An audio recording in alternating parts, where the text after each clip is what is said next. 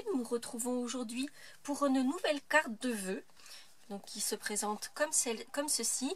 Comme vous pouvez le constater, en une seule fois, on fait le positif et le négatif, donc ça nous fait aller 2 fois plus vite. C'est toujours très intéressant quand on a beaucoup de cartes de vœux à faire. Et en fait, cette carte donne un effet marqueterie, comme vous avez pu le voir dans le titre, c'est-à-dire que les morceaux sont incrustés les uns sur les autres. Comme vous pouvez le voir, en fait, il n'y a pas de dénivellation, tout est au même niveau. Et en fait, on a replacé les morceaux à leur place. On a fait un petit peu un puzzle. Vous avez un effet, vous voyez, un peu brillant là sur la partie du ciel, que j'ai mis aussi sur le blanc. Je ne sais pas si ça se verra, si on arrive quand même à le voir, donc pour donner un petit peu plus de relief. Et je vous invite à me suivre pour réaliser cette jolie carte. Pour réaliser cette carte, nous aurons besoin, donc on a besoin des éléments en double puisqu'on réalise le positif et le négatif. Donc 2 bases de cartes qui mesurent 10,5 sur 21. Et on a marqué chacune de ces cartes en leur centre à 10,5. Et on aura besoin de 2 panneaux de 10 par 14,4. Et ces 2 panneaux sont entièrement recouverts d'adhésif double face. Cet adhésif n'est pas vendu par Stampin' Up, mais je vous mettrai un équivalent que vous pouvez trouver sur Amazon pour pouvoir faire cette couverture adhésive complètement au dos de vos panneaux. Première étape, nous allons coloriser le devant de la carte qui est entièrement colorisé. Puisqu'en fait, ici, on va coloriser qu'un seul panneau et on va récupérer d'un côté le positif, de l'autre côté le négatif. Donc, première étape, colorisation. Et là, du coup, je vais vous faire quelque chose d'un peu différent, même si c'est un dégradé que j'aime vraiment beaucoup. Donc, ici, on a du bleu nuit, on a du prune parfaite, on a du fruit des bois et on a du pêche fraîche. Donc ça donne vraiment un très joli dégradé. Et là du coup j'avais envie de partir sur des tonalités un peu différentes et sur des tonalités plus froides. Peut-être pour donner un effet un peu pôle Nord puisqu'on est avec le Père Noël. Et donc je vous propose un dégradé avec du ardoise bourgeoise, galande glycine, doux ciel et macaron à la menthe. Donc vous voyez là ça va faire on a presque déjà des frissons en voyant la palette de couleurs. Je vais ouvrir tous mes encreurs. Je vais utiliser pour réaliser mon dégradé de couleurs mes petites éponges. Donc ce sont des éponges qui sont vendues rondes que vous allez pouvoir découper en 4. On met juste un petit paperclip dessus, ou si vous n'avez pas de paperclip, ça peut être, vous faites un cercle de papier, vous l'agrafez juste pour vous faire une petite poignée. Je trouve quand même que le paperclip est assez pratique. Dans la mesure où notre carte ne va être colorisée que sur le devant, je vais protéger la moitié de ma carte. Alors ici il s'agit de rouleaux de post-it que j'ai trouvé sur Amazon, mais je crois qu'on ne les trouve plus. Mais en même temps, si vous prenez des post-it normaux et que hop, et vous allez pouvoir faire une bande tout le long pour recouvrir donc cette moitié de carte, donc l'envers que l'on ne veut pas, enfin le dos que l'on ne veut pas coloriser. Je vais ensuite mettre un petit papier de protection, histoire de garder un espace de travail propre pour vous jusqu'à la fin de cette vidéo. Et je vais donc coloriser mon fond de carte. Alors, une fois que j'ai choisi l'ordre de mes couleurs, donc je vais commencer par le bas avec ardoise bourgeoise, je vais remonter avec galande glycine, doux ciel, puis le macaron à la menthe tout en haut. En fait, je vais petit à petit, donc je vais prendre mes petites éponges. Je vais prendre de l'encre. Le secret, c'est de ne surtout pas mettre l'éponge tout de suite sur votre carte. Parce que là, vous voyez, si je fais ça, ça va faire des petits points. Et je vais retrouver ces points sur ma carte. Donc en fait, je vais poser mon éponge en dehors de mon projet. Et je vais faire des mouvements circulaires pour amener la couleur sur ma carte.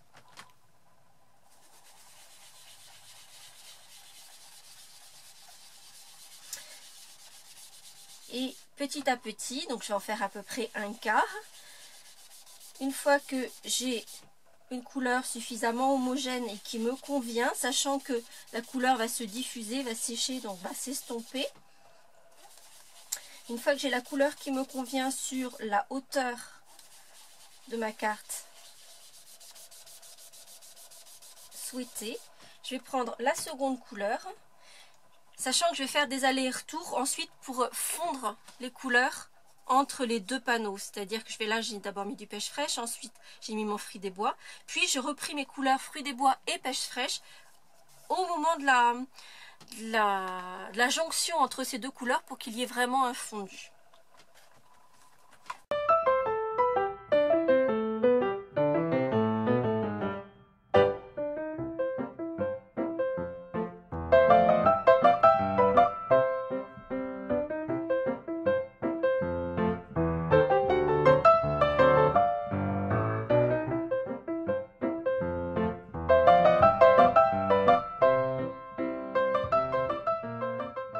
Et voici donc mon fond de carte avec son dégradé froid.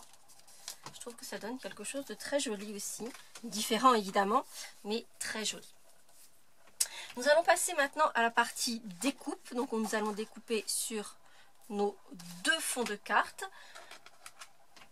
Donc c'est un set de découpe qui s'appelle en anglais Detail Center.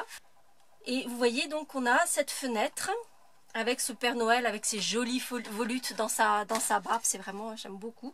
Et donc on va utiliser notre Père Noël, mais on va utiliser également cette petite bordure qui fait des petites diagonales, que vous avez peut-être vu effectivement sur ma carte, qu'on va découper dans le bas. Et on va s'en servir pour passer un petit ruban à l'intérieur, pour donner une petite touche supplémentaire, une texture, etc. à notre carte.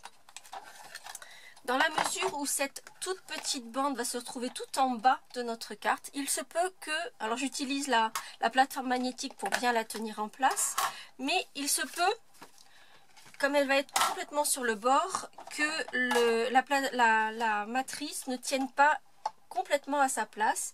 Et dans ce cas-là, j'utilise juste un petit peu de washi tape, dont j'enlève un petit peu du collant pour bien maintenir ma matrice en place.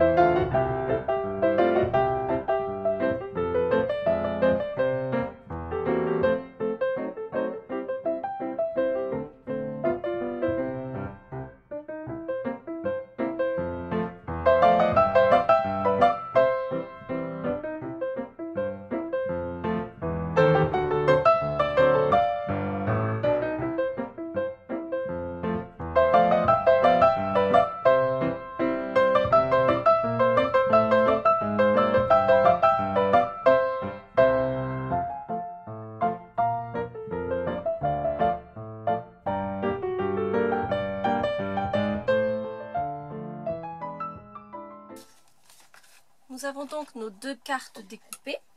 Et comme vous avez pu le voir, alors ici j'ai essayé de les garder en place et c'est pour ça que j'ai mis du post-it au dos pour que mes petits éléments restent en place. Sur celui-ci, j'ai fait en sorte que tous mes petits morceaux restent, ce que l'on cherche d'habitude à ne pas avoir, restent dans la matrice. Et vous allez voir que ça va nous rendre service pour la suite, ça va nous faire gagner du temps.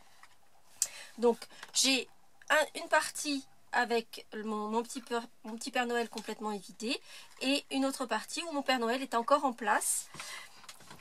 Et nous allons commencer par passer un petit ruban, puisque ensuite la partie du dos va être recouverte comme ceci, donc on n'aura plus accès à la petite bordure découpée pour passer notre ruban. Ici je vais prendre notre petit ruban surpiqué en ardoise bourgeoise et sur mes deux cartes je vais passer dessus-dessous et ainsi pouvoir avoir une petite décoration au bas de ma carte. Sur la carte sur les tons chauds, j'avais passé le petit ruban argenté comme ceci, qui est super mignon et qui est très très fin aussi.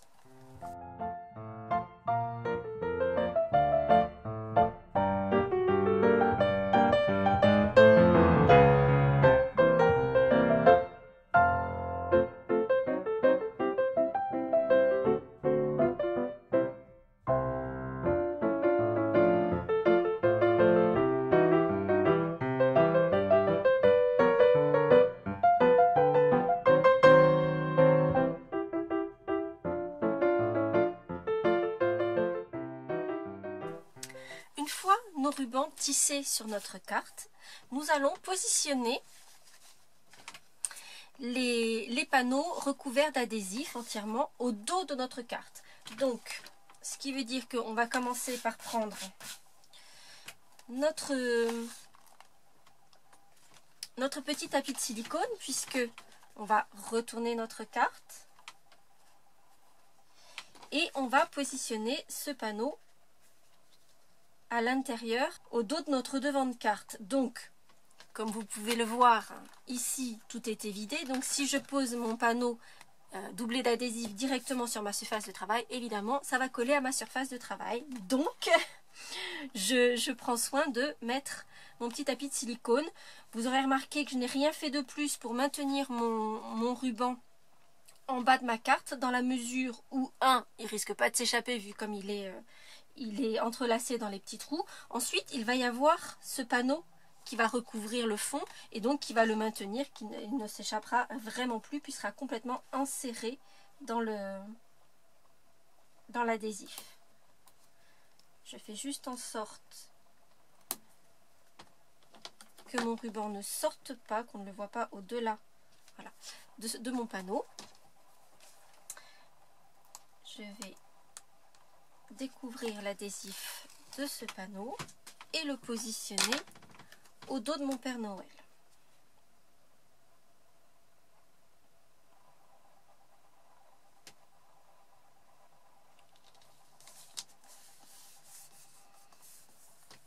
Une fois que ce panneau est posé au dos de mon Père Noël,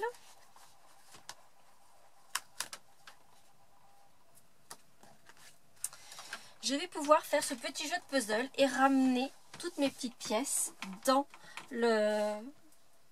les trous qui leur sont destinés. Alors, la première étape va être un petit peu longue, entre guillemets, d'où l'intérêt de bien conserver les petits éléments à leur place. Si vous n'avez pas d'un adhésif temporaire qui vous permette de garder tous vos éléments en place comme je l'ai fait là, ça n'est pas grave du tout, vous allez pouvoir les enlever. Ici, je n'ai pas gardé mes éléments en place, j'ai juste fait le petit puzzle, je suis allée rechercher leur place, ça prend un petit peu plus de temps, mais c'est tout à fait réalisable. En revanche, une fois que mon Père Noël, que ma carte avec le fond coloré, dans lequel je vais rajouter les éléments en blanc, sera évidée, je vais simplement, et c'est pour ça que j'ai gardé ici tous mes petits éléments en place, bon, il y en a juste un qui s'est échappé, on le remettra, je vais retourner ma découpe sur mon Père Noël et ensuite avec mon poinçon, je vais pousser tous les petits éléments pour qu'ils viennent se mettre à leur place et ça va se faire tout seul. Vous verrez que je ne vous fais aucune promesse en l'air, vous allez le constater, ça marche vraiment très rapidement.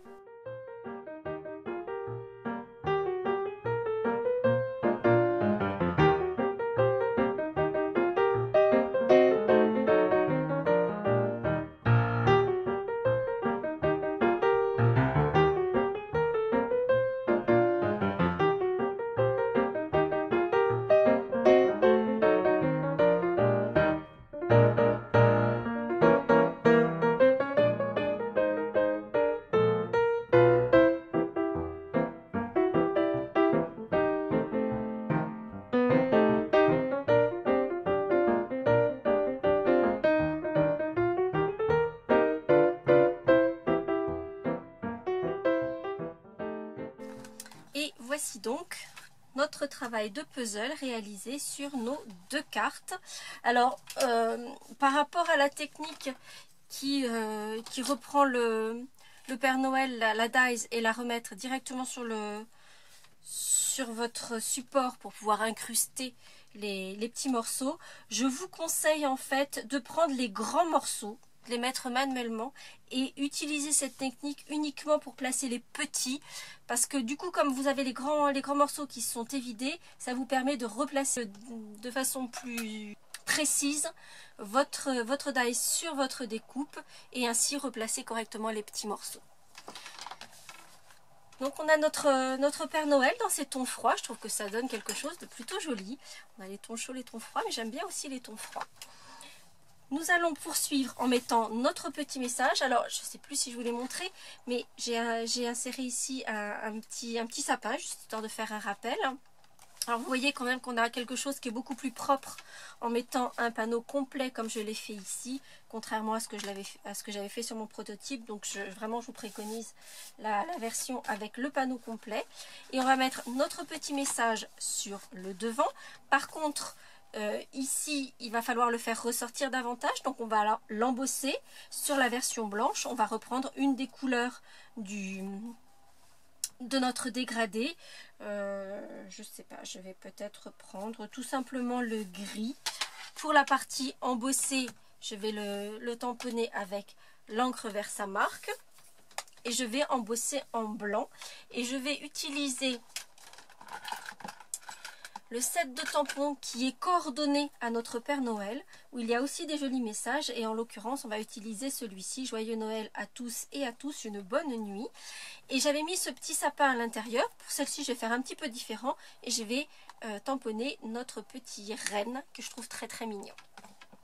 Mes tampons sont déjà montés. Alors une petite astuce pour bien monter vos tampons, parce que ça a l'air tout bête, mais simplement de ne pas mettre son tampon bien droit sur son bloc, il y a 9 chances sur 10 pour que vous ne le mettiez pas droit ensuite sur votre carte. Donc prenez soin de bien aligner et servez-vous des lignes de votre papier, de votre support de travail pour bien aligner vos tampons sur vos blocs.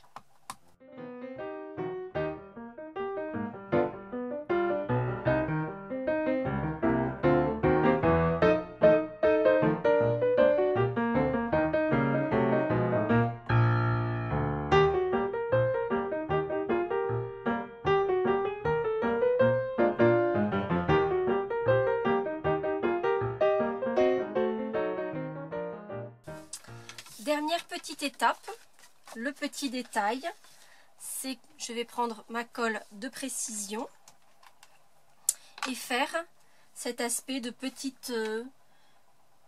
flocons de neige simplement avec ces petites bulles en transparence.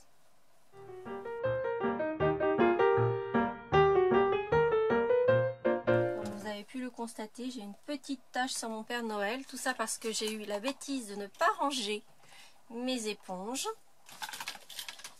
Donc, heureusement c'est discret, mais c'est dommage, donc d'où l'intérêt de bien ranger son matériel au fur et à mesure. Je n'ai plus qu'à attendre que mes petits flocons sèchent tranquillement. Et je vais pouvoir envoyer mes jolies cartes de Noël avec ce joli Père Noël que je trouve vraiment très très beau. Sa barbe est superbe. Vous avez peut-être de vous-même fait le rapprochement, mais ce Père Noël qui est juste magnifique pourra tout à fait être utilisé comme je l'avais fait il y a quelques mois quand je vous avais proposé la boîte dentelle. Donc, avec ce set de découpe, donc avec ces jolies volutes, là vous allez pouvoir faire exactement cette même boîte dentelle, mais avec un joli Père Noël pour vos fêtes et peut-être mettre des bougies LED à l'intérieur pour décorer votre intérieur au moment des fêtes. J'espère que ce nouveau projet vous aura plu. Si c'est le cas, vous n'hésitez pas à lui mettre un petit pouce en l'air et on se retrouve très bientôt pour un nouveau projet autour des fêtes de fin d'année. À bientôt!